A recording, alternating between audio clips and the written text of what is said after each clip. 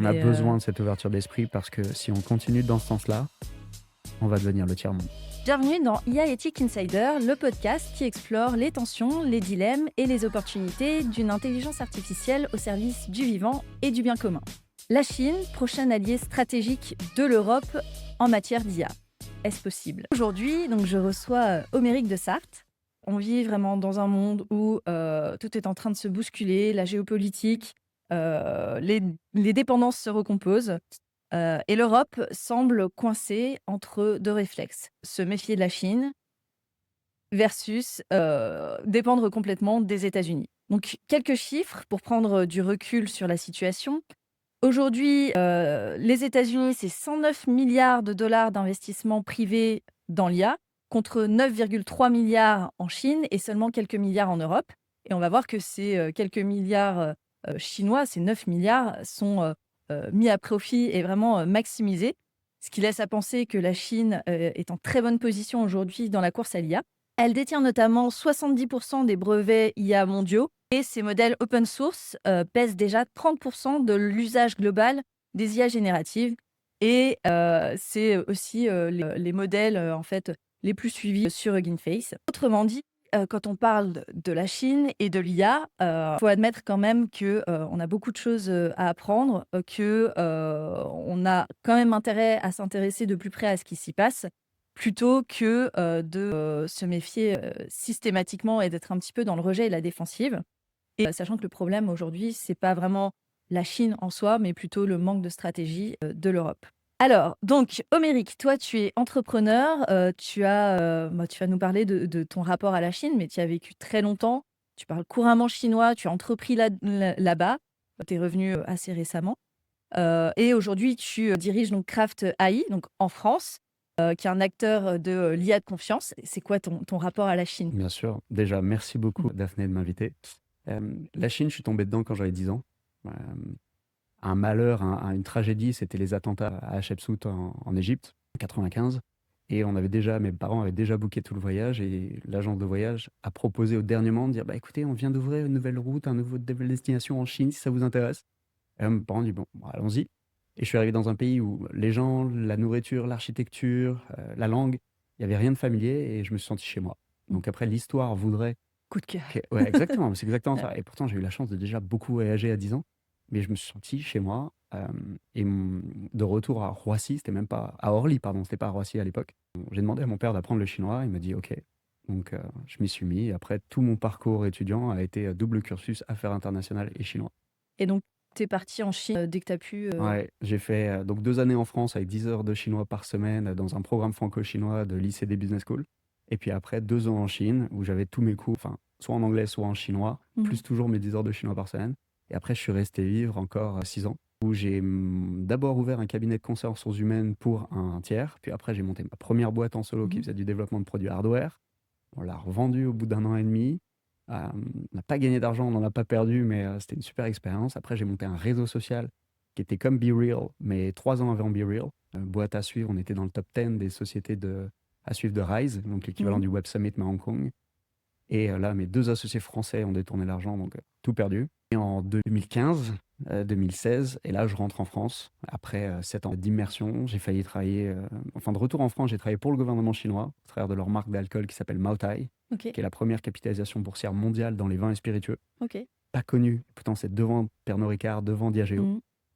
Alcool le plus copié de la planète aussi, donc ça Ok. donne le pendant. C'est l'alcool du gouvernement. C'est une petite bouteille de 500 millilitres, petite bouteille en céramique blanche, très facilement reconnaissable. Petit placement de produit. Exactement. Ça. Alors c'est 53% au volume, hein, donc faites attention à Ouais. consommer avec modération. Mais surtout, c'est 500 millilitres, c'est 368 € la bouteille. C'est vu comme, par les hommes d'affaires comme un produit de luxe. Et après, en parallèle de ça, j'organisais des learning expeditions. J'ai écrit un livre qui s'appelle Pourquoi votre prochain patron sera chinois, Ouais. aux éditions Erol, qui a très très très très très bien marché, à tel point que le gouvernement chinois a racheté les droits au travers de sa maison d'édition qui s'appelle la CITIC Ok. et a traduit le bouquin. D'accord. Donc, pour terminer sur mon parcours et mon lien avec la Chine, je suis très fier de dire que j'ai publié en Chine, mais aussi que j'ai été copié. Ouais. et qu'on retrouve mon livre en chinois sur les plateformes de streaming chinoises. Ok, ouais, Donc voilà, super. donc j'ai pas gagné un copec avec le livre en chinois, Ouais. mais c'est quand même génial parce que j'ai pas eu à payer pour le faire. Ouais. Non, mais super livre d'ailleurs. Je recommande. Je suis pas venue avec parce que je l'ai en version Kindle. Ah oui, il y a Donc je Meo pouvais pas va la montrer Chine, la couverture, tu vois. ouais, le dernier. Mais hyper intéressant. Alors, et puis moi, petit disclaimer aussi, mon rapport à la Chine. Il faut savoir quand même, j'ai 1/8 de sang chinois. Donc forcément, c'est quelque chose qui me parle. Et moi, pour ma part, je suis partie en Chine après mes études d'ingénieur. J'avais À raconté, la je suis dure. partie 4 mois apprendre à faire du kung-fu au fin fond de la Chine. Et c'était vraiment une expérience assez incroyable. Et pour le coup, et je pense qu'on aura l'occasion d'en reparler, moi j'étais au fin fond de la Chine, qui n'a rien à voir avec les villes en Chine. Et c'est comme si tu avais 2 pays au sein du même pays, finalement. Parce que moi, là où j'étais, dans la montagne, les gens faisaient leur lessive dans la rivière.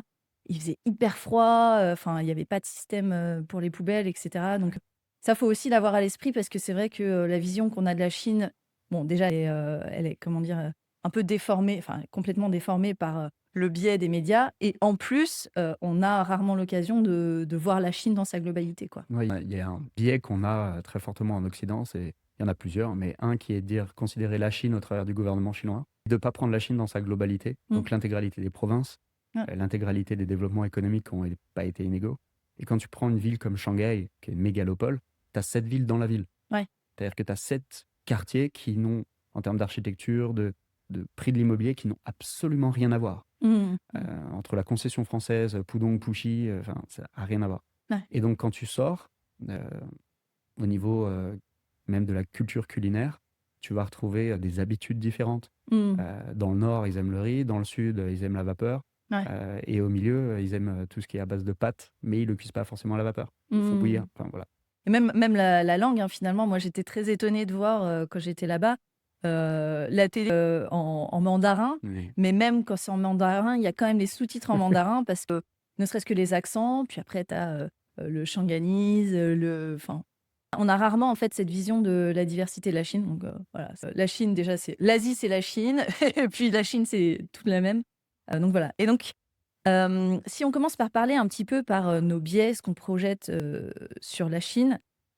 Alors, il y a un dicton apparemment en Chine qui dit qu'il y a 2 types d'étrangers. Il y a ceux qui ont été en Chine et ceux qui n'y ont jamais été. Et c'est vrai que on projette beaucoup cet imaginaire quand on n'y est jamais, allé.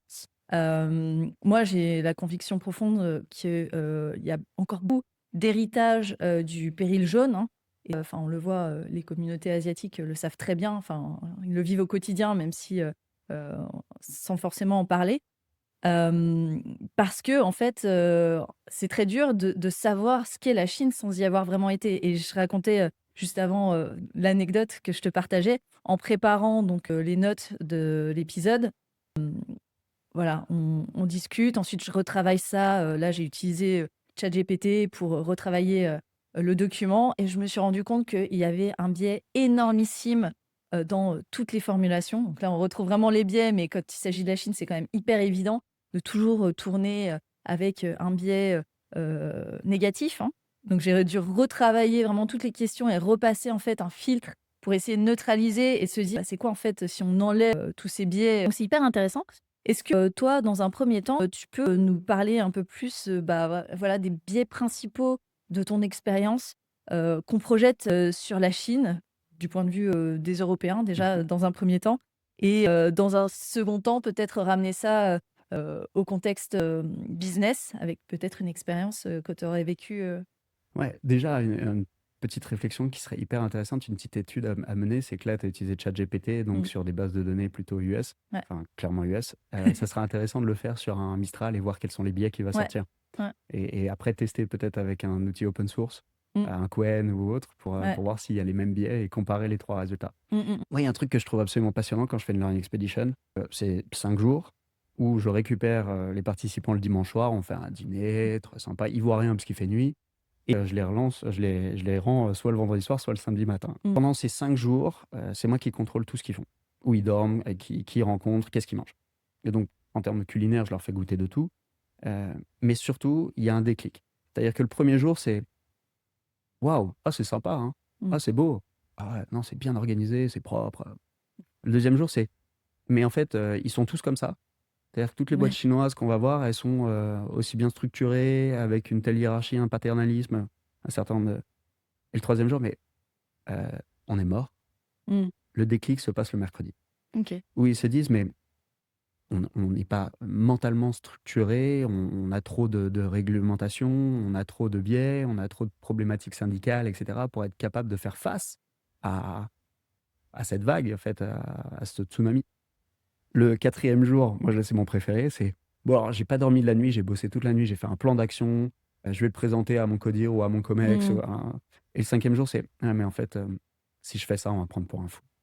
Ouais. Et donc, tu es Je vais obligé, être mis à après, part aussi. je vais être complètement C'est ostracisé et on va me prendre ouais, pour un fou. tu travailles pour le gouvernement chinois en fait, c'est C'est direct ça, la t'as suspicion. Ouais. été perverti, Ouais, c'est ça. qu'est-ce qui t'est passé, ils t'ont promis Ouais. quoi? Et en réalité, c'est que on oublie trop souvent que la Chine, c'est le marché le plus compétitif de la planète, Mm. en interne déjà. Mm. Donc quand les boîtes réussissent en Chine, et c'est celle que le gouvernement, c'est celle que les médias mettent en avant, les boîtes qui réussissent en Chine, tu as été le meilleur des meilleurs sur le marché le plus compétitif. Mm. Donc tu as des gens qui ont inventé des nouvelles méthodes. J'aime beaucoup, moi, l'exemple de Haier, qu'on met pas souvent en exemple. Mais le patron de Haier, il a décidé un jour, alors que la boîte était en faillite totale, c'était une usine paumée, dégradée, tout ce que tu veux, il a dit, moi, il n'y a rien de qualitatif qui ne sortira de mon usine à partir de maintenant. Mm. Et donc, il a détruit des centaines, à l'époque, c'est dans les années 80, des centaines de produits électroménagers, parce qu'il a dit, ça n'est pas au niveau qualitatif que je veux pour les Chinois. Mm. Et ça, on l'oublie aussi, c'est que les Chinois, quand ils font du business, soit ils font de l'export, fine, mais quand ils réussissent sur leur marché, c'est d'abord par vocation à servir la population chinoise. Mm. Et le gouvernement, lui, c'est le tiers de confiance de la population. Tu parlais de Kraft en tiers de confiance de l'IA. Eh ben, on est un peu le gouvernement chinois de l'IA. C'est-à-dire ils sont le tiers de confiance quand tu fais dans l'alimentaire. Il y a eu le scandale de la poudre bébé il y a des années. Ça a entraîné la peine de mort des dirigeants. Pourquoi? C'est radical. C'est un peu Mais tu as radical, ouais. mis en danger et tu Ouais. as causé la mort de Chinois Ouais. sur le territoire chinois. Il y avait un Français qui avait ouvert une boulangerie qui s'appelait Farine, qui faisait une boulangerie, quoi. Mm. Nous, toutes nos boulangeries ont des farines dont il y a une date de péremption, mais bon, c'est de la farine. Mm. On s'en fout, tant qu'il n'y a pas des petits verres dedans, on fait du pain avec. Non, non, en Chine, si la date de péremption, tu as un contrôle et que la date de péremption est là, tu fermes et tu vas en prison. Ouais. Et potentiellement en prison à vie, parce que tu as mis en danger la population. Donc ça, c'est tout un tas de choses dont on ne se rend pas compte. C'est que pour les hommes d'affaires, pour les Chinois avant tout, mais même pour les Occidentaux et pour toutes les personnes qui veulent faire du business avec la Chine, c'est qu'il y a et les règles, elles sont très claires. Il y a la zone blanche, il y a la zone grise et la zone noire. Mm. La zone blanche, tu fais ce que tu veux. Et là, c'est le pays plus libre que je connaisse. Et j'assume ce que je dis. Tu as liberté d'entreprendre, liberté de voyager, liberté de te planter. Tu as toutes les libertés qu'on peut imaginer. La zone grise, attention, il y a gris clair et puis après, on peut aller dans le gris foncé. Et là, il faut faire attention. Quand tu prends l'exemple de Jack Ma, parce que je pense que dans les commentaires, on va forcément avoir le droit au président d'Alibaba, l'ancien président d'Alibaba. Jack Ma, quand Alibaba s'est développé, tu as eu un moment où un membre du gouvernement qui a frappé à la porte en disant « Bravo, vous êtes un héros, le e-commerce va se développer, vous avez structuré ça de manière formidable, adhérez au parti. » Donc lui, il n'a pas trop le choix. Ok, ça fait partie des libertés dans la zone grise claire. Et donc, il a adhéré au parti. En contrepartie de ça, il a crédit bancaire, des aides s'il veut aller à l'export, facilité pour faire changer les réglementations, etc. Par contre, ce qu'il laisse, c'est 1% de sa société. Donc, c'est symbolique par rapport à tout ce qu'il y gagne.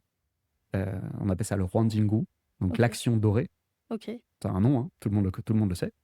Il laisse un siège au conseil de surveillance et un droit de veto.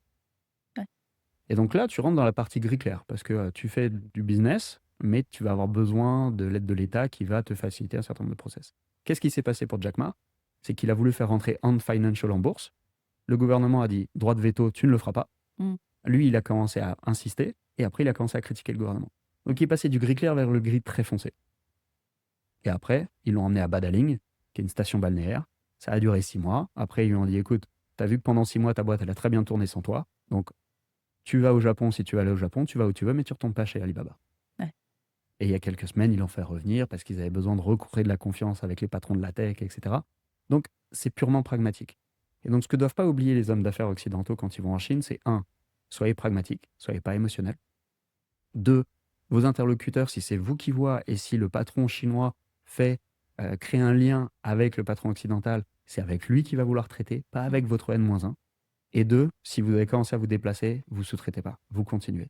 Et vous comptez du lien. Et vous invitez votre contrepartie chez vous, en tout cas à vos bureaux, etc. Parce que les Chinois font des affaires avec des gens, un, qu'ils apprécient, et deux, avec qui ils ont de la plus-value. Donc la dernière règle business que je peux donner, c'est le jour où vous arrêtez d'apporter de la valeur ajoutée sur la table, ne vous étonnez pas si vous faites copier ou remplacer. Ouais. En fait, que l'Europe, peut-être qu'il fait peur à l'Europe, tu vois, c'est un peu ce truc de dire, c'est facile de dire non, mais si on commerce avec la Chine, on va se faire avaler, il J'avais va un y avoir du contrat. dumping, etc. Mais en fait, ça nous bloque pour, comment dire, envisager finalement des collaborations, des alliances, etc. Mais c'est simplement parce qu'on part du principe qu'on n'a pas de valeur à apporter. Donc, si nous, en tant qu'Européens, on se dit non, mais on peut apporter de la valeur à la Chine et être dans une relation commerciale, voilà, avec les forces qui vont avec, tout de suite, ça nous permet de changer de posture. Moi, je pense vraiment que il faut qu'on ouvre un petit peu nos chakras en nous disant, bah voilà, on définit un cadre, on ne s'interdit pas par simple héritage des biais culturels d'envisager des alliances avec la Chine, mais sur bah voilà, pareil, tu vois, on se crée des zones, hein, zones blanches, grises, gris foncé, voire noir, et on y va en se disant, ce sera une relation commerciale, donc c'est de la négo, c'est de la stratégie, et ça fait partie du truc. Plus personne, enfin, il y a que l'Europe au monde qui joue le jeu du libre-échange, qui n'a pas compris que c'était pas ça, en fait. C'est complètement biaisé aussi. Exactement. Et, de se dire, bah, nous, on a peut-être, faut qu'on apporte de la valeur ajoutée dans cette relation, et on va construire quelque chose ensemble. Et alors, c'est intéressant, je pense, dans un premier temps, par rapport au biais qu'on a, c'est très difficile de comprendre culturellement cette relation entre le gouvernement et les Chinois. Nous, d'extérieur, la Chine, tu as encore ce vieux biais. Alors pour les gens qui s'informent pas beaucoup, on sait toujours, non mais la Chine, ils copient et c'est bidon. Donc ça, c'est les gens qui sont pas encore tout à fait informés sur les dernières avancées. Mais c'est vrai que tu as aussi ce sujet de l'autoritarisme et de surveillance, etc. Après, quand tu regardes un petit peu les reportages, tu dis, bah, en fait, la surveillance, c'est à double tranchant. Parce que d'un côté, c'est hyper safe. Et d'un autre, oui, tu es hyper surveillé, etc.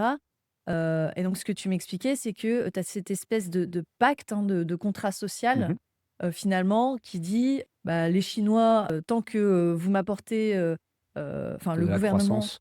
voilà, m'apporte des choses qui vont dans mon sens, j'accepte de donner une partie, tu vois, de ce que nous, peut nous paraître, par exemple, la liberté de critiquer le gouvernement, peut nous paraître quelque chose sur lequel on ne transigerait pas. Et donc, est-ce que tu peux un peu parler de cette différence culturelle qui est très forte et difficile à appréhender pour des Européens, en fait? Ouais. Déjà, quand on regarde en France, on a la critique facile sur tous les partis politiques, etc. Mmh. Le problème, c'est que c'est tellement exacerbé que c'est ce qui définit comment nos politiques aujourd'hui prennent leurs décisions. Ils prennent pas les décisions en fonction de l'intérêt collectif, ils prennent des décisions en fonction de leur électorat. Oui, c'est vrai. Et ça, c'est un vrai problème. Parce qu'en Mmh. fait, ça veut dire qu'il n'y a personne qui a du courage de prendre des décisions difficiles, des décisions compliquées, qui sur le court terme, parce que sur le court terme, ils vont se faire critiquer, même si Mmh. sur le long terme, ils vont se faire, voilà, on verra les bénéfices.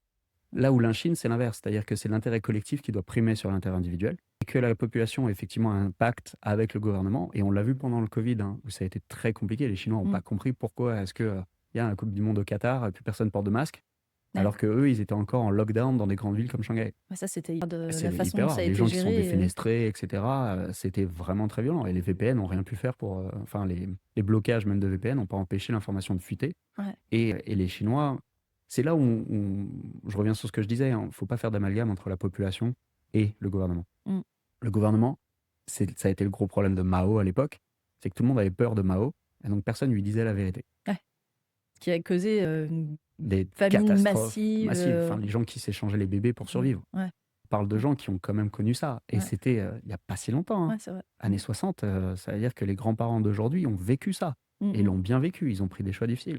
Donc, d'un côté, ça donne vraiment de l'énergie, le feu dans l'estomac, comme j'aime bien dire, pour te motiver à créer de la valeur, à gagner de l'argent, à t'enrichir.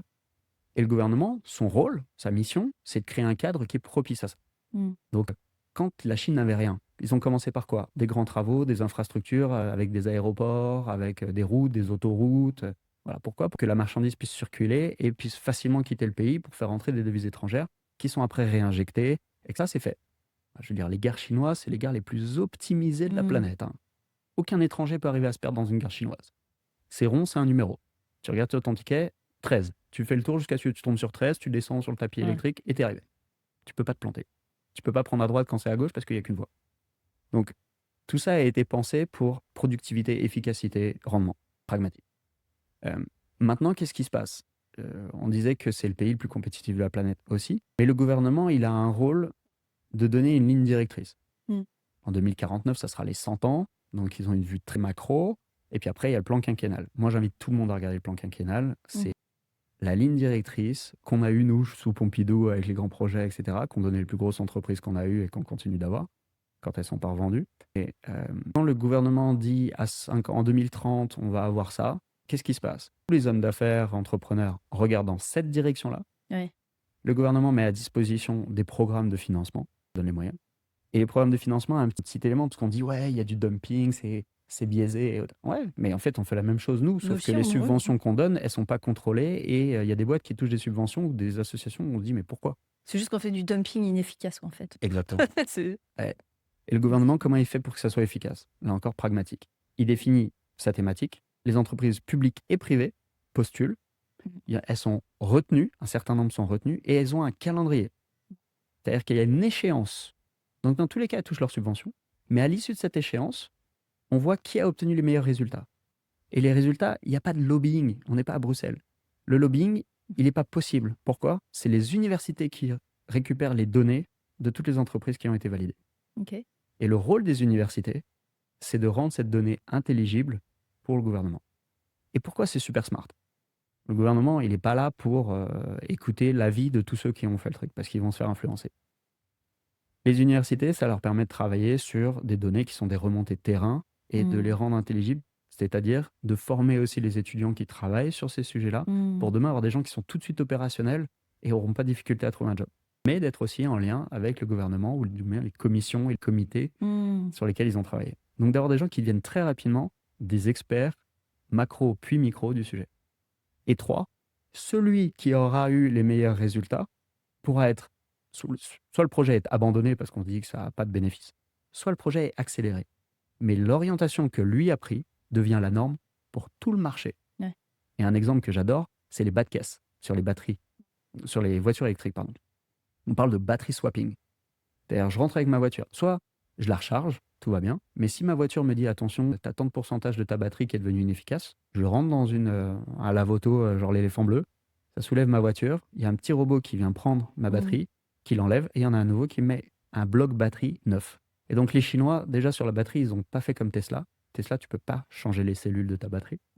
Là où tous les constructeurs chinois peuvent changer les cellules des batteries. C'est-à-dire que je peux acheter une voiture et commencer avec un bloc batterie NIO, après changer, avoir un bloc batterie BYD, après changer, avoir un bloc batterie Xpeng, on s'en fiche. Parce qu'ils ont harmonisé en fait les normes, les protocoles. Voilà. Et c'est ça la force du gouvernement. Et j'aime bien cet exemple aussi parce que tu vois, j'ai travaillé dans l'investissement pour les mobilités durables et j'en ai vu des dossiers comme ça, tu vois, de battery swapping pour les voitures. Mais en fait, en analysant le dossier, tu te dis, ça prendra jamais. Et ça a été fait aussi, il y avait une boîte en Israël qui faisait ça. Et chez nous, en analysant le dossier, tu te dis, mais c'est impossible que ça marche. Pourquoi? Parce que la condition nécessaire pour que ça marche, c'est de déployer toute l'infrastructure qui va avec. Et jamais on y arrivera. Et en fait, quand tu transposes ça en Chine, tu sais très bien que un projet de cette nature, s'il y a besoin derrière d'investir massivement pour déployer l'infrastructure, qui est la condition nécessaire pour que ça marche, ils vont le faire. Et il n'y a qu'une seule ligne. Et ça fait toute la différence, en fait.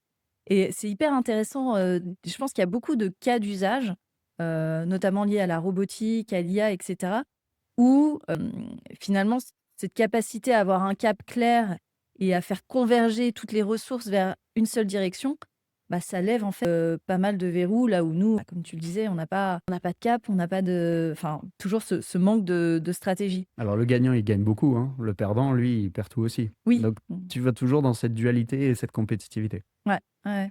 C'est intéressant. Par rapport à, parce que tu vois, les États-Unis, et notamment, je pense à la Silicon Valley, c'est aussi hyper. Tu as moins ce cadre et cette espèce de vent dans le dos qui est insufflé par le gouvernement. Parce que du coup, c'est un peu plus libéral et c'est moins. C'est pas la même philosophie, quoi. Et parce qu'on l'a vu pendant les commissions américaines où ils interviewaient les patrons de la tech. Mm. Ils n'y comprennent et ils n'y connaissent rien. Oui. Oui, ça, c'est un autre facteur aussi. Absolument Ouais. rien. Et ils ne savent pas s'entourer de gens qui peuvent leur expliquer, les acculturer, vulgariser, les former. Mm. Après, ils n'ont pas le temps, hein, ils ont d'autres sujets à traiter. Mais le gouvernement chinois a ce côté, avec tous les défauts qu'on peut lui trouver, et je peux en trouver plein, hein, mais à ce côté extrêmement humble de dire, de toute façon, c'est pas mon sujet, je comprends rien, donc je vais m'entourer des gens qui, eux, sont les experts, mais je vais les contraindre à un cadre de neutralité. Mm. Et les universités, elles peuvent aussi difficilement être biaisées. Mm. Parce que les patrons des universités sont des membres du parti, blablabla. Oui, Il y avait une pas étude. biaisé, Ouais. ça reste quand même. Non, ça reste Ça très. reste très Voilà. parti. Le lobbying, on va dire, est Hormis, beaucoup plus complexe. ouais, voilà. À moins d'avoir un cousin qui travaille dans telle boîte, etc. Et ça, tout le monde le sait. Mm. Donc, c'est aussi plus compliqué.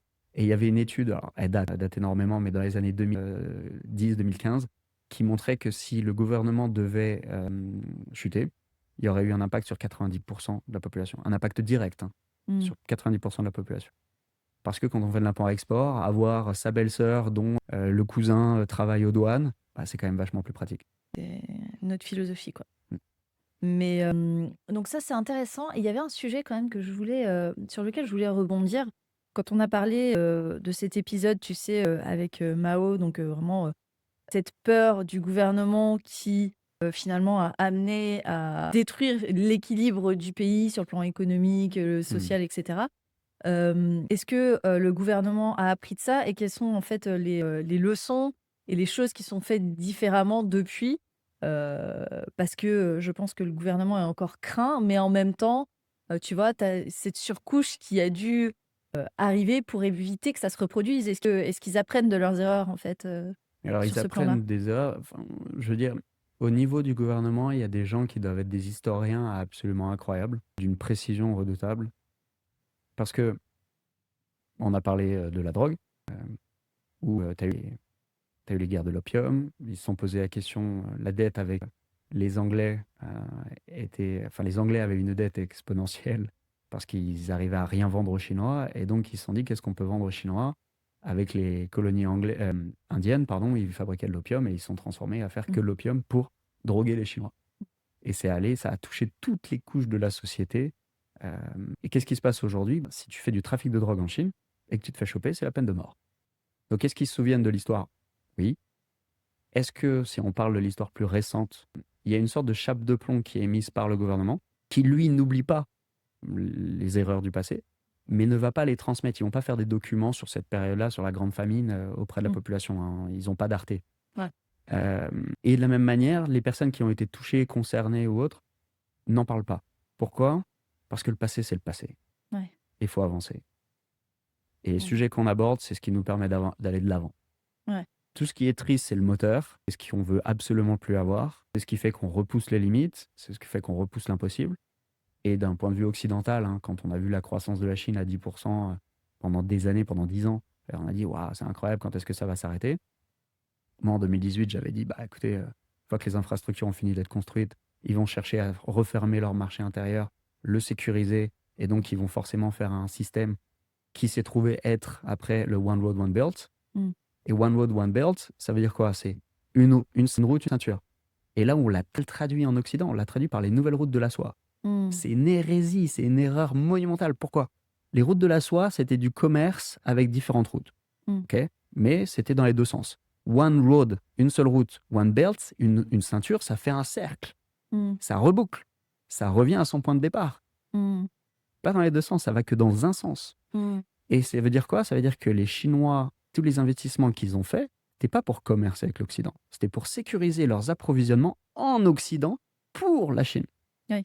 Et c'est ça, en fait, qui crée la peur, finalement, notamment en Europe, la peur de la Chine en se disant, c'est vu, en fait, comme une conquête commerciale, là où, quand on en discutait, je disais, non, l'objectif, c'est pas de conquérir, il n'y a pas de velléité Non, de il n'y a pas d'impérialisme. s'étendre, voilà.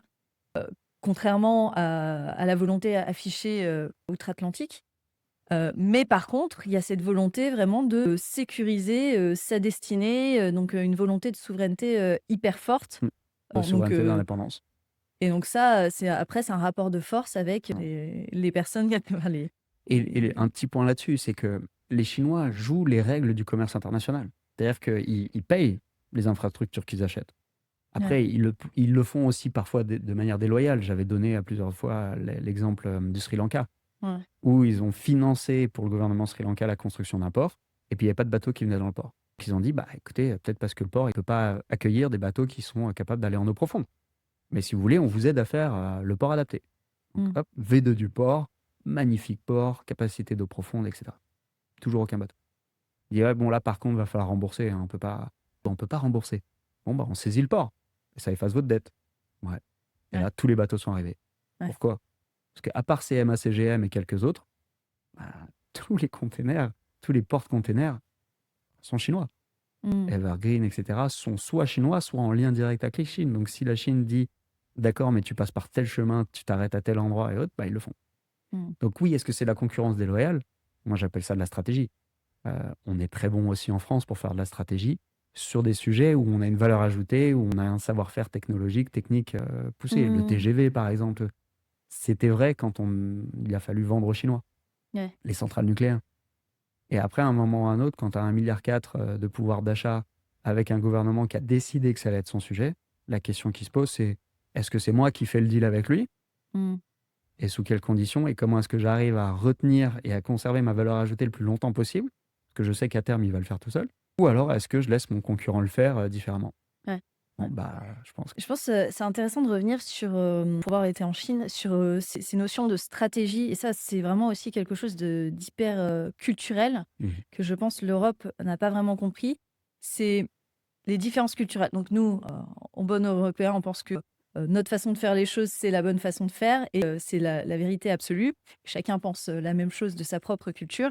En fait, moi, ce que j'ai noté en étant là-bas, c'est que, tu vois, quand on parle de stratégie, par exemple, pour moi, en Chine, tordre les règles ou utiliser les règles à son avantage, c'est être malin, en fait, c'est être rusé et c'est de la stratégie. Nous, en Europe, on va dire non, ça, c'est de la triche. Et en fait, cette conception et ce désalignement, ça fait qu'en fait, on n'arrive pas à s'entendre. Et tant que tu n'as pas compris ça de la Chine, tu vois, de dire non, mais ça, pour eux, c'est pas, pour nous, c'est de la triche, pour eux, c'est de la stratégie. En fait, tu peux pas commercer, tu peux pas t'entendre. Donc, je pense que vraiment, c'est profondément culturel d'arriver à se dire, c'est pas parce que c'est notre culture et notre façon de voir le monde, cartésienne, etc., est très centrée sur l'individu, tu vois, comme on disait, pareil sur les notions de liberté, d'éthique. Donc, chacun a vraiment des notions très différentes. Nous, on va mettre l'individu au-dessus du collectif. La Chine va mettre le collectif au-dessus de l'individu. Et donc, ça fait qu'on n'a pas les mêmes perceptions des libertés, etc. Enfin, oui. Non, mais c'est passionnant parce que les Chinois sont extrêmement individualistes. En même temps, ouais, en Donc disant, les tu vois, je suis en règles train de me sont dire, collectives. ouais, c'est ça. Les règles sont collectives pour le vivre ensemble. Ouais. Parce que si tu avais 1,4 milliard de personnes qui font comme les gens à Paris, ah mais laisse tomber, ce serait une poubelle à ciel ouvert, enfin, ce serait pas vivable. Donc tu es obligé, quand tu as 1,4 milliard, d'avoir des contraintes comme ça. Maintenant, si je reprends ta réflexion, c'est de dire, tu vois, moi j'ai une fille qui va avoir 5 ans, je lui dis, ne demande pas la permission. Par contre, assume ce que tu fais. Elle a 5 ans, donc c'est très tôt. Elle n'est pas encore en capacité de réflexion, etc. Mais ce que je veux, c'est qu'elle apprenne à oser, et si elle se fait prendre, demander pardon. Ça, c'est pas très français comme Non. dans la culture. Et surtout quand tu as une fille. Parce que la culture qui est enseignée aux femmes, n'est pas ça. Donc, moi, je lui dis, si tu dois être la présidente de la France, il faut que tu oses. Et si tu te fais prendre, tu demandes pardon. Et en Chine, ce serait comme ça? En Chine, ça serait comme ça. Parce qu'aux États-Unis, tout le monde est entrepreneur en Chine. Alors moins maintenant. Les gens qui ont réussi n'ont pas envie que leurs enfants soient entrepreneurs, ils ont envie que leurs enfants soient fonctionnaires, mais c'est parce qu'ils ont assuré la subsistance familiale. Et qu'ils ont tellement trimé et qu'ils ont tous développé des cancers, des maladies, etc. Ouais. Vu que l'argent est à Hong Kong, c'est beaucoup plus simple déjà.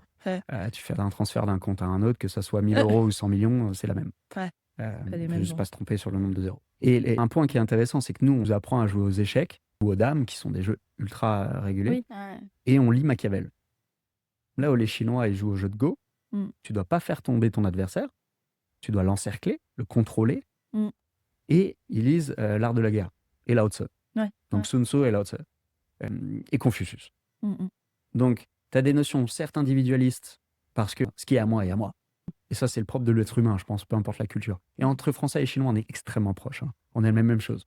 On aime voyager, bien manger, la vie, passer des moments, vivre des moments. Mm. Les Américains, tout est amazing. Donc, de toute façon, tous les Ouais. cas, ils n'ont pas le même ressenti aux choses. Alors, j'ai juste une petite anecdote personnelle, tu vois, parce que ayant vécu aussi dans la Silicon Valley pendant 2 ans, et c'est pas parce que j'ai pas baigné dans la culture chinoise, mais je me suis sentie j'ai moins eu un choc culturel en habitant au fin fond de la Chine, dans la montagne, avec des gens qui parlaient pas du tout le même langage, que aux États-Unis, alors que je parlais anglais, tu vois. Je parlais pas un mot de chinois, mais j'ai eu un choc culturel moins important qu'aux États-Unis.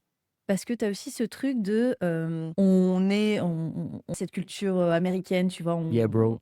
Voilà, on regarde Netflix, on regarde les films, on consomme du coca, etc. Donc tu parles anglais, tu as l'impression de les comprendre. Et en fait, quand tu es sur place, tu vois que c'est pas du tout la même chose. En Chine, étrangement, tu vois, même si quand j'ai une partie, je parlais pas un mot de chinois, j'ai pas eu ça, tu vois. Ouais. Et les gens sont souvent étonnés et ça laisse à réfléchir. Bon, fin de la parenthèse, mais c'est quand même, faut l'avoir à l'esprit, quoi. Parce que tant que t'es pas allé en Chine, tu le comprendras pas, ça, tu vois. Je trouve que le fait que les Chinois, pour la jeune génération et qui sont dans les villes, le fait qu'ils parlent tous anglais, en grande majorité aujourd'hui, ça va faciliter les rapprochements avec l'Occident, Ouais. ou en tout cas avec l'Europe. Parce que les Chinois qui ont fait leurs études aux États-Unis, de toute façon, ils retournent en Chine. Ceux qui sont allés faire leurs études en France, pareil, ils retournent aussi en Chine. Mais ils ramènent un bagage culturel et une vision du monde qui est beaucoup qui est beaucoup moins fake que celle des Américains. Mm. Et c'est pas pour ça qu'ils vont vouloir instaurer du droit social dans la boîte qu'ils vont monter en Chine. Hein. Pas de sujet, ils savent que c'est un vrai pain. Mais t'as une proximité et t'as une affection qui est beaucoup plus sincère et beaucoup plus profonde que ceux qui ont pu vivre aux États-Unis. Et alors, attends, pourquoi est-ce qu'ils reviennent en Chine? Parce que ça, j'ai vu Monter qu'il y une boîte avait en France. aussi. Oui, c'est vrai. Ah ouais. Ouais, j'en ai en Chine, donc je sais pas se dire. Le Mais, démarrage est complexe et puis après, si tu tiens, tu tiens. ouais. Mais en tout cas, signer tes premiers deals, c'est du relationnel. Comme en France, mais c'est pas fake. C'est-à-dire qu'on le sait. La Ouais. personne choisit de travailler avec toi parce qu'elle trouve que ce que tu fais est bien et parce qu'elle voit un bénéfice pour elle à travailler avec toi. C'est exactement la même chose en France. Sauf qu'en France, on va pas oser dire à son interlocuteur, bon alors c'est quoi tes objectifs? Comment est-ce que je peux te permettre de briller politiquement? Et quel est le budget que tu as? Ouais. Pour que je puisse le faire moi dans un moyen qui me permette de marger quand même. Ouais. On va finir par avoir ces informations, mais on va jamais les poser en frontal. Ouais. Alors qu'en Chine, tu es à table, tu picoles, tu manges, et puis bon alors c'est quoi le plan? Comment est-ce qu'on fait avancer les choses et tout? Ah, bah, écoute, j'ai tel problème, est-ce que tu peux m'aider? C'est pas directement mon sujet, mais j'ai un coin où j'ai quelqu'un qui j'ai travaillé, qui travaille bien, et ensemble, je pense qu'on arrivera à te résoudre ton truc. Ok, bah vous vous débrouillez, moi le budget c'est tant, et il me faut absolument ça pour telle date. Mais finissons de manger, on en parlera plus tard. Mais en fait, le deal, il est fait. Ouais. Et quand on se reverra, peut-être que lui, il se présentera pas, moi je me présenterai pas, mais nos équipes, on va leur dire, bah c'est ça l'objectif, allez maintenant, vous faites le taf. Ouais. Et eux, ils vont avoir une pression de dingue et ils vont faire le taf parce qu'ils n'ont pas envie de me décevoir moi en tant que patron, qui les nourrit, qui leur fait vivre cette expérience. Hein. Et voilà. Et en contrepartie, j'ai cette image absolument géniale de, comment s'appelle-t-il? Pony Ma, le CEO de Tencent, qui au moment du Nouvel An chinois se met en bas de la tour de Tencent, habillé avec une belle veste rouge, et il donne à chacun de ses employés qui passe la porte une enveloppe rouge à 2 mains en se baissant, en signe de respect éternel, quoi. Et dans l'enveloppe, il y a de l'argent, hein, c'est du cash. Ouais. Donc bon, déjà, la déclaration, tout ce qu'on veut, en France, tu pourrais pas. Mais tu vois, c'est quand même le grand patron multimilliardaire qui a le portable de Xi sur son téléphone, qui descend pour donner à l'informaticien, au designer graphique, etc. Une petite enveloppe en signe de remerciement, de respect. Ouais. Voilà. Donc ils sont conscients qu'une entreprise et une organisation, c'est un regroupement d'hommes et de femmes qui veulent travailler ensemble dans une direction commune. Ils sont pas dans le mode ouais, mais quel est mon intérêt à moi? Est-ce que j'ai eu mon abonnement Gymlib? Pourquoi est-ce qu'il y a 10 € de moins sur ma fiche de paye? Ah, parce que je sais pas, il y a un truc qui a changé. En tout cas, c'est pas moi qui t'ai payé 10 € de moins, quoi. Ah ouais, mais il faut que tu m'expliques. C'est bon, lâche-moi. Ouais, c'est pas du tout le même C'est de la big rapport. picture. Ok. Et alors maintenant, si on parle rapidement de... Enfin, on a déjà évoqué la stratégie globale, enfin cette façon de déployer des stratégies industrielles en Chine, où vraiment on met le paquet, on a mise en compétition, soutien du gouvernement, etc. Maintenant, si on se concentre sur l'IA, donc aujourd'hui, on a sur les modèles d'IA vraiment notables, une grande prédominance d'IA chinoise. Il y a la stratégie aussi de l'open source, qui est Mhm. quand même un très fort. Et ce dont on parle très peu finalement, c'est cette stratégie de dire écoutez, nous, on est très fort, bon, on le sait, on a des modèles en open source, on les met à disposition de tout le monde. Et du vrai open source, pas comme l'open source présenté plutôt à la méta, tu vois, avec interdiction de commercialiser.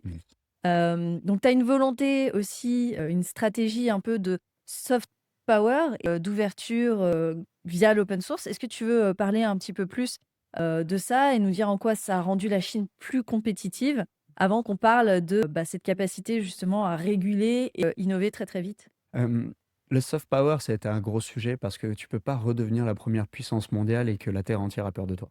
Donc, dans le démarche de One Road, One Belt, et Nouvelle Route de la Soie, il y avait aussi un budget absolument colossal, j'ai plus le chiffre en tête, mais qui était sur la promotion de la Chine en dehors de ses frontières. Mmh. Et donc, pure soft power. C'est comme ça que des films américains ont été sponsorisés. Enfin, Obama, à l'époque, était allé négocier pour que le nombre de films américains vendus en Chine augmente. Et la contrepartie du gouvernement, ça a été de dire d'accord, mais on a un droit de regard sur les films. Et il y a certaines scènes sur lesquelles il va falloir faire du placement produit chinois. Ouais. Donc, tu prends Iron Man 3, par exemple. Bah, il se fait opérer du cœur sur la dernière scène par un médecin chinois. Sur le Ah, bureau, il y a une bouteille Wahaha. La voiture qui conduit, je sais plus ce que c'était, mais voiture chinoise. Enfin, tu vois, que des trucs comme ça OK, que tu ouais. n'as pas dans la version qu'on a en Occident. Donc, OK. et après, ça a permis aux entreprises, notamment à Tencent, je parlais de Ponima, de créer ou d'accélérer le développement de leur studio et de commencer à financer la production de films et séries étrangers, Mmh. dans lequel le gouvernement, pour le coup, n'a pas eu le droit de regard parce que c'était purement à destination des marchés occidentaux.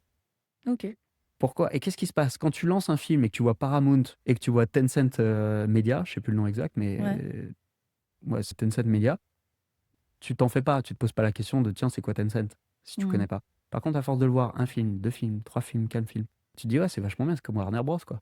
Ouais. Donc ça rentre dans l'imaginaire collectif. Pareil sur tout ce qui est l'électroménager, je parlais de Haier, mais c'est pareil pour Huawei Mmh. avec les téléphones, c'est pareil pour Xiaomi avec les téléphones. Là, en Occident, sur les voitures de Xiaomi qui sont absolument magnifiques, tout le monde regarde quand est-ce que ça vient chez nous. BYD, voilà. Donc toutes ces industries-là qui ont fait leurs preuves en Chine, qui sont capables de fournir de la très très bonne qualité à un prix compétitif. Alors oui, il y a du dumping pour que la voiture Mmh. elle arrive sur place, mais parce qu'on a mis des taxes aussi. Donc voilà, c'est financement du soft power au Mmh. bénéfice des entreprises publiques et privées, Mmh, surtout mmh, mmh. privées pour le coup. Donc ça, c'est un bon exemple. Et si je reviens sur, si je réponds à ta question sur la partie IA, donc les modèles, faut penser à Cohen, à DeepSeek. Pourquoi est-ce qu'ils sont en open source? Ils sont en open source parce que, encore une fois, la Chine étant le marché le plus compétitif de la planète, avoir des LLM qui soient accessibles pour entraîner, faire du fine-tuning, développer des cas d'usage, en fait, faire du business sans avoir besoin de financer à coups de centaines de millions des sujets, enfin des modèles, c'est dans l'intérêt de tout le monde. Mmh. Alors, DeepSeek, c'est un peu particulier parce que si je me souviens bien, c'était un projet étudiant à la base. Donc, Mmh. on revient sur le rôle des universités chinoises. Ouais. Et c'est de la notoriété. Tu es étudiant, tu viens de lancer un truc dont tout le monde parle au travers de la planète. Tu n'as pas de problème à trouver des financements si tu veux relancer une boîte ou si tu veux faire financer le Mmh. développement de ta boîte actuelle.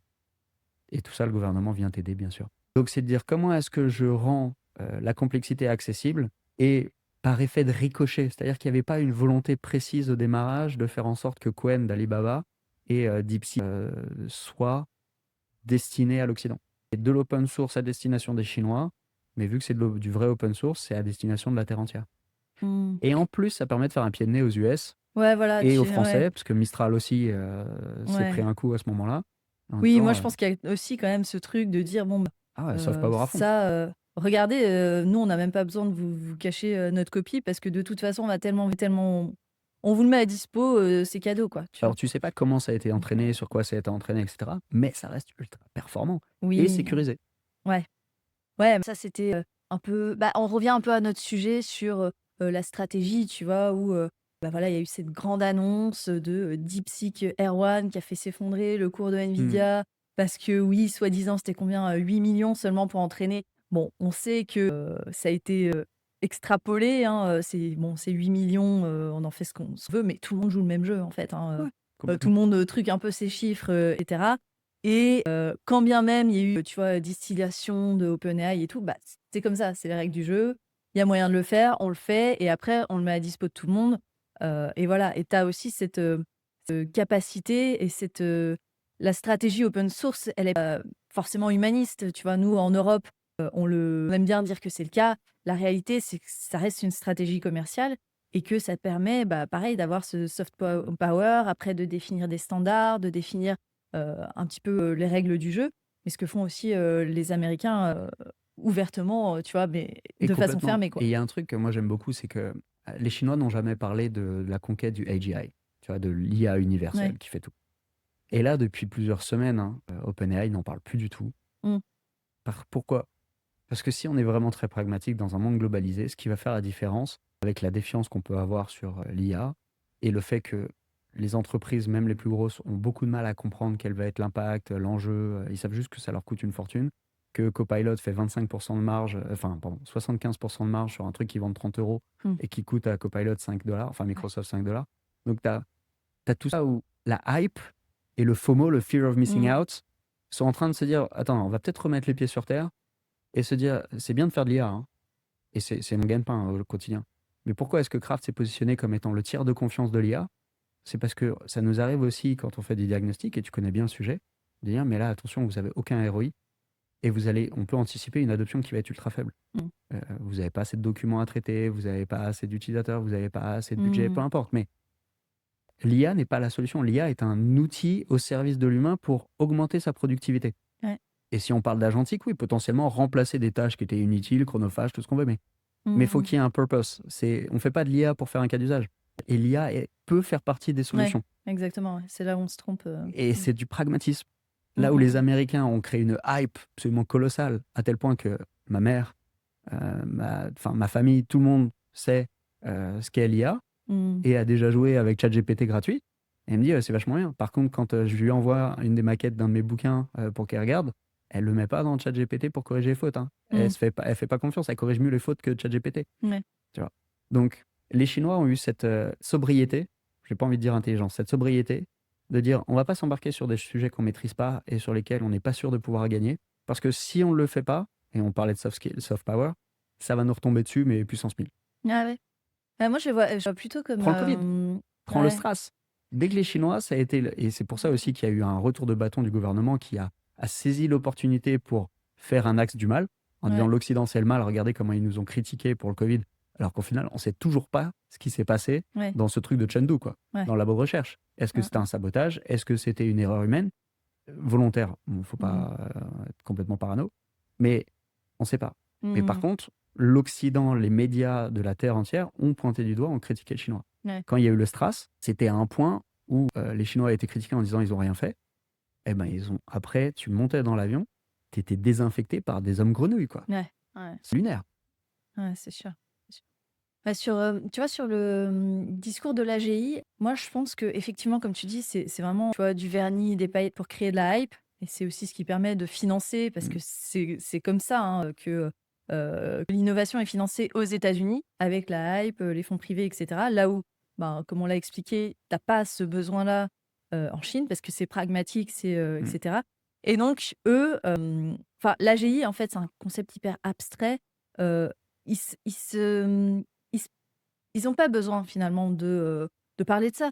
Eux, ils parlent pas d'AGI. Pourquoi? Parce qu'ils sont en mode, nous, on va, automatiser au maximum les usines, on développe des humanoïdes et cetera. On n'a pas la prétention de dire que, tu vois, créer un nouveau concept, Puis on ne super veut pas intelligence et remplacer l'humain. cetera et donc en fait, ils déploient leur truc, ils déroulent, sans, bah, mettre des paillettes, là où il faut et disperser aussi des ressources, financières et des ressources, enfin du temps et de l'énergie, pour faire briller tout ça. Eux, c'est vraiment, pragmatique, on va droit au but et c'est ce qui leur permet notamment d'aller très, très vite. Et aujourd'hui, les Chinois savent faire du beau, mais ils savent toujours pas faire des paillettes.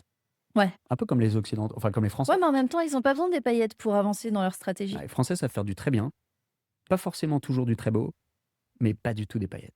Ouais. Ça, c'est les Américains. Ouais. Ça, les Américains, paillettes, et on a beaucoup à apprendre là-dessus, tu vois, ils parce que font pas ça du fait très partie bien, du ils font système pas du aussi. très beau, mais par contre, qu'est-ce qu'ils sont bons en paillettes. Ouais, ça brille, ça se vend, ça se finance, et cetera. Et il y a des choses à prendre, à droite à gauche, Tout hein, à je fait. pense. Mais là, l'objet, c'est vraiment de dire, bah, si on s'ouvre un peu les chakras, faut quand même voir que, la Chine, on peut beaucoup s'en inspirer. Et ça nous amène, à, cette dernière section sur, cette capacité à réguler et à innover très, très vite. Donc on a passé le volet pour expliquer, bah, comment ils font pour aller si vite, si fort et si bien, Mmh. notamment dans l'IA, mais pas seulement. Et en même temps, et c'est très surprenant, ils ont cette capacité à, réguler très fort. Et en fait, nous, en Europe, on sait, et ça c'est assez agaçant, tu vois? Pour excuser notre manque de compétitivité, on dit: «Oui, mais nous, on fait ça en réfléchissant, on essaie d'encadrer et on est très fort pour réguler». La réalité, c'est quoi? C'est, aujourd'hui, on a un IA Act, qui est pas hyper engageant, qui fait le bon, l'idée était intéressante, hein, classification par les risques, et cetera. Résultat, il y a beaucoup de lobbies qui se sont emparés du sujet. Le truc a été décalé, la mise en application, maintenant c'est août 2026, ce sera peut-être encore décalé. Et on dit: «Mais nous, on n'a pas avancé parce qu'on s'attache à réguler». Sauf qu'en fait, c'est faux. On peut avancer très fort et très vite et innover tout en régulant. Et en fait, en préparant, l'épisode, parce que je suis en tout ça la régulation, dans le monde de l'IA, et parfois je sors un petit peu des choses. Bon, je vois, dans l'éducation, les deepfakes, et cetera, de temps, et donc je le mets en avant. Mmh. Et en fait, en préparant l'épisode et en me concentrant vraiment sur ce sujet-là, je me suis rendu compte que ils étaient allés très, très vite, enfin, et très, très loin, dans tout ce qui est régulation. Ils sont largement devant nous. Et donc si on reprend un petit peu sur le plan réglementaire, sans aller trop dans le détail, mais déjà septembre 2021, donc ils sortent une loi, la Data Security Law, donc sur la souveraineté des données, qui est l'équivalent, du RGPD, qui au passage a été, allégé, récemment et très discrètement, en faveur, de la Ouais. captation de données pour de l'IA. Septembre 2021 toujours, ils ont, mis en place donc un code d'éthique de l'IA, avec la nécessité donc, de, faire un screening éthique. Donc c'est régulations très lourdes, hein, quand même, coûteuses aussi pour, les Mmh. innovateurs en Chine. Mais quand même, la volonté d'analyser, un peu les angles morts de l'éthique sur tous les systèmes d'IA qui sont développés, donc dans la santé, l'éducation, et cetera. C'est quand même très engageant. Une autre loi, donc le PIPL, pareil sur, les données, ouais, équivalent RGPD. Bah, la première, c'était plus sur, la souveraineté des données, être transparent sur ce qui est, partagé aussi, que ça reste en Chine, qui m'a amené à plus de souveraineté, et donc la nécessité d'héberger les données, en Chine, hein, ce qui est juste logique. Règlement sur les algos de recommandation, règlement sur les deepfakes avec étiquetage obligatoire, mesures, intérimaires sur, l'IA générative en août 2023, donc un premier cadre, hyper contraignant mondial. Encore une revue sur, l'éthique obligatoire, passée en décembre 2023. Étiquetage encore, sur le contenu généré par l'IA. Un plan IA en août 2025. Un amendement sur, les lois cybersécurité qui intègrent l'IA. Donc en fait, ils intègrent l'IA dans des lois existantes. Et un plan, et ça c'est le plus important, juillet 2025, proposition d'un plan d'action pour la gouvernance mondiale de l'IA, qui est en fait une proposition d'avoir une espèce de, l'équivalent de Cadre. l'ONU Ouais. dédié à la gouvernance de l'IA, où ils invitent tout le monde à la table. Donc ça, c'est une stratégie soft power, mais au Mmh. même titre que ce que fait, finalement, les États-Unis. Et même à un moment où, stratégiquement, les États-Unis se retirent de ces organisations, la Chine propose des choses, de son côté. Là, les discussions sont encore ouvertes. Nous, en Europe, il y a aussi eu des initiatives pour, mettre un cadre, de régulation, de l'IA international. Mais c'est quand même hyper, intéressant de dire finalement, quand on s'y intéresse un peu, la Chine tend la main pour réfléchir, même si c'est une stratégie de soft power comme ce que fait tout le monde, pour réfléchir à, comment encadrer, une et comment mettre en place une gouvernance de l'IA, et Ouais. c'est hyper intéressant, mais on en parle très peu. Parce qu'à chaque fois on dit: «Oui, mais ça c'est, un peu sournois». Tu sais, c'est des initiatives toujours vues de façon très sournoise. Toujours est-il que quand tu regardes en interne, en Chine, c'est régulé. Et donc le mécanisme, c'est, on met en place ces lois, et cetera, qui sont appliquées ou pas, mais on laisse innover. Et au moment où, si jamais ça dérive, bim, on a fait ça, coup de marteau, je mets en application ces lois, quoi. Donc c'est Est-ce fait. que les bases du droit chinois sont une reproduction des bases du droit français? Ouais, ouais, c'est intéressant ça. C'est pas de la common law Mm. à anglaise, c'est les bases du droit français. Mm. Quand ils ont tout remis à plat, ils sont venus en France, ils ont interrogé le bâtonnier, ils ont interrogé tout le monde. Et après, ils se sont dit, bon, bah, on va adapter ça. Et si tu veux, j'étais avec Aldric, qui est le patron de la data pour le groupe Crédit Agricole. Et il expliquait dans la discussion, et on parlait à Act, quand même un gros sujet qui va grandement impacter les entreprises. Mhm. Et le truc choquant, c'est ils auraient pu faire un papier de 20 pages, Mm. vraiment bien cadré. On Là, sait il en pas fait faire. 100. On sait pas faire, eh oui, c'est l'Union européenne. Mais le problème, c'est que quelle a été l'influence et le rôle des lobbies dans l'écriture des 500 pages? Parce qu'aujourd'hui, les boîtes françaises qui sont en mesure, qui parlent d'IA, qui savent faire de l'IA comme Kraft, vraiment bien, et qui sont en mesure d'avoir un lobbyiste à Bruxelles, il n'y en a Mm. pas. Il n'y en a pas. Il n'y a que du Google, etc. Mm. Donc à quel point ça vient biaiser une démarche qui est positive, parce qu'il faut réguler malgré tout. Une démarche positive, mais dans un cadre qui n'est pas celui de l'intérêt souverain. Ou moi, j'aime plus parler de souveraineté. Je l'ai trop fait. J'étais au salon de la souveraineté il n'y a pas longtemps. Maintenant, je parle d'indépendance numérique. Ouais. Parce que les boîtes qui ont les moyens, de toute façon, c'est des boîtes internationales, qu'elles soient françaises ou pas. Donc, il faut que quand elles sont en Chine, elles soient conformes avec le droit chinois. Quand elles sont aux États-Unis, le droit américain. Mais quand elles sont en Europe, il faut qu'elles soient conformes avec des outils qui soient européens. Voilà. Et qu'à chaque fois, elles aient leur indépendance en fonction des contraintes. Donc voilà. Donc, oui, la Chine là-dessus a une puissance absolument colossale, parce qu'on reste dans cette notion de cadre blanc, gris ou noir. La loi, c'est ça, tu peux faire du gris clair, travailler avec des données. Et si on y voit un intérêt pour le pays, dans ce cas-là, t'inquiète pas, on va élargir un peu la zone blanche, et ta zone grise, on va la mettre dans la zone blanche rien que pour toi. Ouais. Parce que c'est intérêt collectif. Ouais. Sur ce sujet de toutes ces règles qui sont mises en place en Chine, sur les deepfakes, etc., pourquoi est-ce qu'ils font ça? Et on revient sur le fait qu'il faut protéger la population. Donc quand tu es en Chine, tu n'as pas accès à des sites porno. Littéralement pas. Il y avait une loi qui était passée il y a quelques années qui avait fait hurler en Occident, c'était que les jeunes Chinois, enfin les Chinois avaient un temps limité d'accès aux jeux vidéo sur téléphone, ordinateur, etc. Le fait aussi que le contenu de TikTok est radicalement différent que ce qu'il y a en Occident. Oui. Et on a critiqué la Chine en disant ouais, mais les Chinois, ils veulent nous rendre débiles. Alors c'est pas les Chinois qui veulent nous rendre débiles. Les Américains l'ont fait bien avant eux. Ils nous font bouffer de la merde, excusez-moi l'expression. Les produits transformés, etc. Voilà. Ils nous ont donné le mode d'emploi. Avant TikTok, il y a quand même eu Snapchat, Instagram et Facebook qui a été dévoué, alors que la vocation première de Facebook était quand même fabuleuse. Donc, ils ont juste proposé un service que nous avons nous-mêmes très fièrement dévoué. Voilà. Et donc, les Chinois, ils nous ont pas vendu la drogue. En fait, la drogue est à disposition, et en tant que bons occidentaux qui ont besoin de look good et de montrer des moments complètement choisis et fake à nos auditoires complètement choisis et fake aussi, on l'a fait avec grand plaisir. On adore ce shoot de dopamine. Ouais. Alors après, oui, c'est comme donner un bonbon à un enfant en lui disant bon, le prends pas, mais Exactement. Mais le rôle du parent, le rôle du gouvernement. Ouais. Mais t'as régalien, tu fais tout ce qu'on veut. Oui, c'est ça. Attends, t'as vu l'heure, tu vas pas manger un bonbon maintenant. Ouais.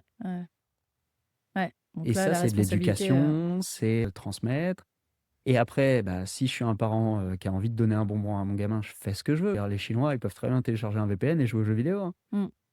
Jusqu'à il n'y a pas si longtemps, les consoles de jeux n'étaient pas vendues en Chine. Il n'y a pas eu de PlayStation 2, PlayStation 3, PlayStation 4. Il n'y avait pas de Xbox. Donc, c'est-à-dire que tout ça, c'était des produits importés. Qu'on allait chercher à Hong Kong, etc. etc. Voilà. Et pourquoi? Parce que les jeux sont ultra violents, parce que les jeux, c'est pas le contenu qu'il y a dedans, pour préserver la population. Et puis aussi, il n'y a rien, alors c'est moi qui parle, mais il n'y a rien de plus satisfaisant, c'est toujours moi qui parle, mais de mon point de vue, il n'y a rien de plus satisfaisant quand tu es entrepreneur de payer les salaires de tes équipes à la fin du mois. Tu as créé suffisamment de valeur pour pouvoir avoir un impact positif dans la vie d'une famille. Et donc tu as cette responsabilité-là. Et le gouvernement, lui, a cette responsabilité-là. Le gouvernement chinois, il est bien conscient de sa responsabilité sur les 1,4 milliard. Et il prend des décisions qui ne sont pas simples. Notre gouvernement à nous, nos gouvernements à nous, que ce n'est pas ce gouvernement-là qui doit être critiqué sur l'ensemble de la dette, il n'a pas aidé les choses, mais en tout cas, c'est une dette qui s'est construite dans le temps, sans responsabilité. Avec des enfants qui sont tellement habitués au sucre Ouais. et aux bonbons que tu peux plus leur dire aujourd'hui aux Français, je vais vous retirer vos bonbons. Ouais, c'est vrai. Ouais, c'est sûr. Et alors, bon, c'est dommage, on n'a Ou si pas t'as mal au ventre, t'auras pas de médecin. pour reparler. Ouais, c'est ça. Et dommage, ça me fait penser qu'on n'a pas le temps de, peut-être sur un autre épisode, temps de couvrir l'approche de l'éducation en Chine et notamment, tu vois, aussi le fait que les enfants maintenant apprennent l'IA très tôt. Enfin, on a parlé des universités. Ils commencent l'IA dès le CP et que sur l'éducation aussi, il y a un rôle énorme et c'est vrai que c'est un sujet qui entre beaucoup en jeu. Mais en tout cas, super intéressant. Est-ce que tu as un mot de la fin à nous partager sur la Chine et la relation qu'on pourrait avoir avec la Chine, en fait, pour mieux innover peut-être? Ouais, allez-y, allez voir les Ouais, grandes c'est villes. ça. Allez, C'est ça, tout prenez un billet simplement. d'avion. Allez-y en famille même. Ouais, ouais. Le fait que ça soit à partir du CP, c'est aussi très pragmatique. C'est Mmh. qu'avant, le cerveau de l'enfant, il est pas capable de discernement. Mmh. Quand tu as 7 ans, tu peux faire du discernement et après si les contenus sont adaptés aussi mais Mmh. tu en fais un outil Mmh. pour ta vie future. Ouais. Et donc, c'est-à-dire que dès le plus jeune âge, l'enfant peut être adapté. Et c'est intéressant d'aller. Moi, je recommande 3 villes quand vous allez faire du tourisme. Shenzhen, donc vous arrivez à Hong Kong, vous allez à Shenzhen, Mmh. passez 3-4 jours. Là, vous prenez une grosse claque. Après, vous allez à Shanghai, parce que c'est quand même super sympa à Shanghai. Mmh. Ça reste une ville extraordinaire. Et puis après, si vous voulez faire du tourisme pur, vous allez à Pékin, voir la Grande Muraille, le Temple du Ciel et autres. C'est toujours aussi magnifique. Organisez-vous, parce que vous n'avez pas envie de faire la queue avec la centaine de milliers de Chinois. Et sinon, vous allez voir le Yunnan, vous allez voir toutes ces provinces qui sont même allez à Chengdu. Enfin, il y a tellement de choses à voir Il en y a beaucoup Chine de choses. que la Chine n'a pas besoin de s'ouvrir au reste du monde. Elle retourne dans son autosuffisance parce que c'est la sécuriser ses approvisionnements qui venaient de l'Occident. Et un point aussi qu'on n'a pas abordé, mais la jeune génération de Chinois qui a du pouvoir d'achat désintéresse des marques de luxe occidentales parce qu'il y a de plus en plus de marques de luxe chinoises. Et quand je dis luxe, c'est pas simplement en termes de positionnement de prix, c'est en termes de savoir-faire artisanal qu'ils ont retrouvé en termes de qualité, qui est une qualité vraiment premium. Et donc, les jeunes ou les moins jeunes qui avaient les moyens, qui ont les de s'acheter un Birkin ou un Kelly, finalement vont maintenant privilégier des marques chinoises. Et ça, c'est pas encore arrivé chez nous. Ouais. Parce que le jour où ça arrive chez nous, il y a deux possibilités. Soit on fait un énorme backslash en disant ouais, c'est de la merde, c'est qualité chinoise et autres, alors que pas du tout. Soit on se dit waouh, là on a vraiment raté quelque chose. Ouais. Ce qui demandera un peu d'ouverture d'esprit. Et on a besoin de cette ouverture d'esprit parce que si on continue dans ce sens-là, on va devenir le tiers-monde. Ouais, non mais Je très le beau, dis, très beau mot de la fin. Et effectivement, quoi de mieux que de se rendre sur place et se faire vraiment sa propre idée, parce que bon, toi et moi, on a aussi nos biais, mais je suis Totalement. convaincue que en y allant, en tout cas, c'est la chose à faire pour avoir sa propre idée. Merci beaucoup Merci, Daphné. pour cette belle conclusion. Donc voilà, on se rend compte que l'Europe n'a pas forcément besoin de choisir entre l'aigle et le dragon. Alors, merci Oméric pour ton temps. Merci d'avoir écouté cet épisode d'IA Ethics Insider. Si cette conversation vous a été utile, abonnez-vous sur votre plateforme d'écoute préférée, laissez un commentaire, partagez et sur ce, je vous dis au prochain épisode et d'ici là, restons critiques, curieux et engagés.